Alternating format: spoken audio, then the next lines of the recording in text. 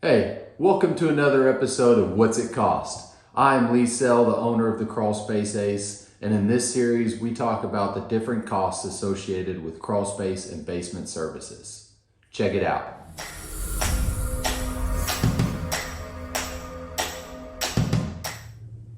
Hey everybody, in this episode I'm going to talk about what it costs to install a vapor barrier under your house. So first things first, what exactly is a vapor barrier?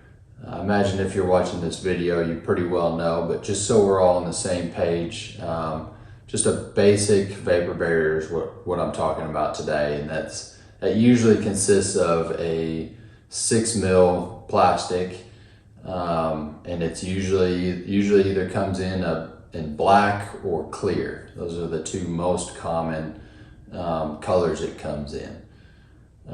Just depending on who you hire, it kind of depends on what they use. So that being said, there's a bunch of different companies that install vapor barriers. A lot of people find it as something pretty simple, so they're like, well, while I'm down there, I'll just go ahead and install it, right? So a lot of pest control companies, just a bunch of chuck in the trucks, really anybody kind of installs those vapor barriers. So if you hire somebody like that, just anybody out, like I said, pest control companies, just random guys, you're probably looking at an average of about $800 for them to come and install a vapor barrier. Just like anything, though, you get what you pay for. So you want to hire somebody to install a vapor barrier for $800, that's fine. But once again, you kind of get what you pay for. Now you might be asking, how can you really screw up a vapor barrier?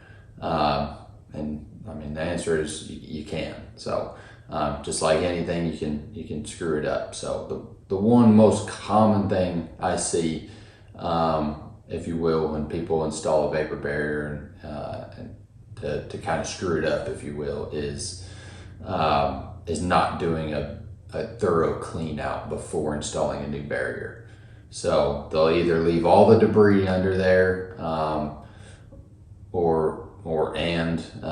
leave the old barrier under there. So a couple problems with that. We'll start with the barrier. So if you leave the old barrier underneath the house and then just install the new barrier on top over that, the main problem that you can run into on that is water getting in underneath the house and getting between the two barriers.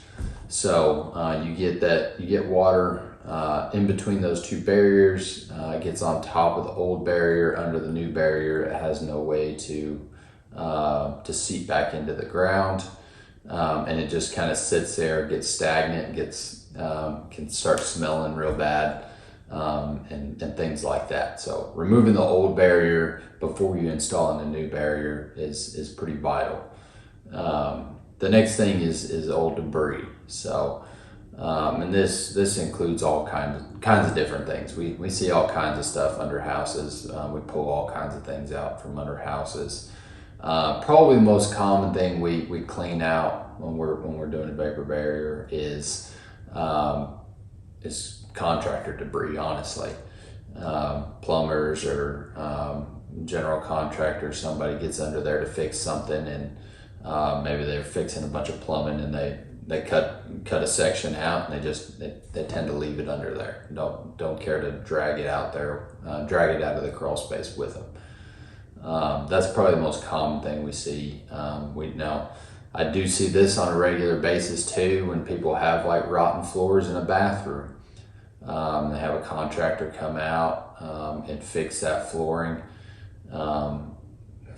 They just use a crawl space as a trash can, essentially. If there's if there's a hole in the floor and they got a bunch of trash, they just drop it down into the crawl space before they put the new flooring in, and then get back to work. So sadly, it's something that happens, like I said, on a regular basis. So you leave all that underneath the house before you put a vapor barrier down. out, and it's just gonna tear up that vapor barrier the next time somebody's gotta crawl under there and work.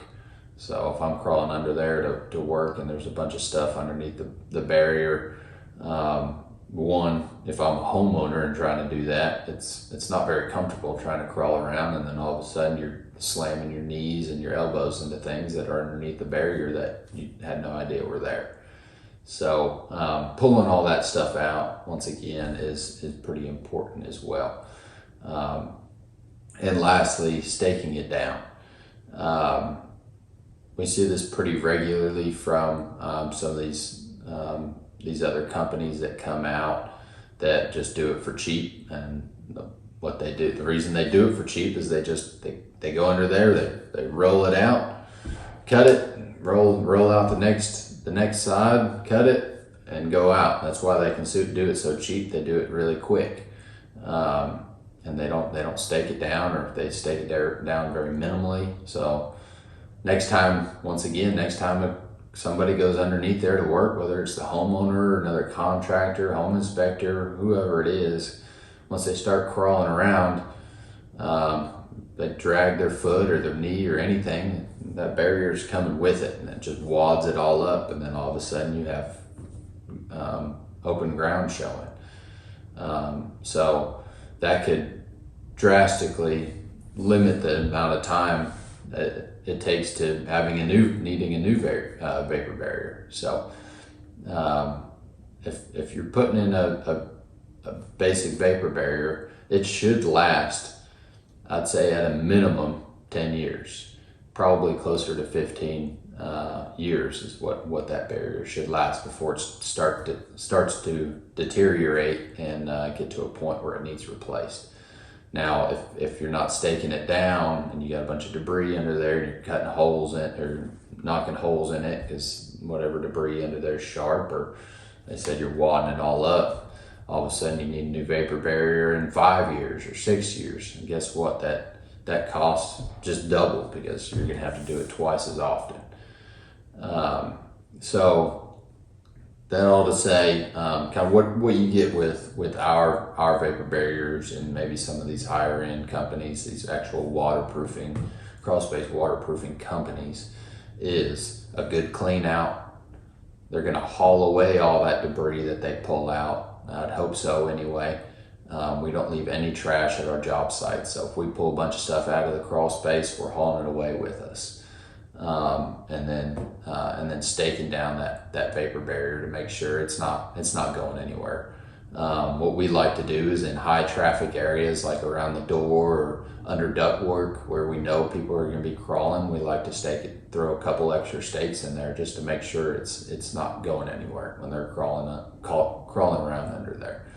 So if you get a setup like that where somebody's actually going to do all those things, clean it out, haul away everything, stake it down, pull the old barrier out, you're probably looking at an average cost of about $1,600 to do that. So once again, that's an average. Kind of depends on your square footage of your house. Obviously, less square footage costs less. You have a 3,000 square foot house, it's going to cost a lot more. So that's probably based off about an average of a 1,500 square foot crawl space. So that's about it. So once again, yeah, that's $1,600 is twice the amount of $800. But if you're having to replace it twice as often, then really the cost is no different. You might as well get it done right. So that's all I got for you guys today. Thanks for watching. Don't forget to subscribe. Thanks. If you have any other questions, feel free you can email me at thecrawlspaceace@gmail.com or go on our website at www.the-crawlspaceace.com and you can fill out a contact form and contact me through that. Thank you.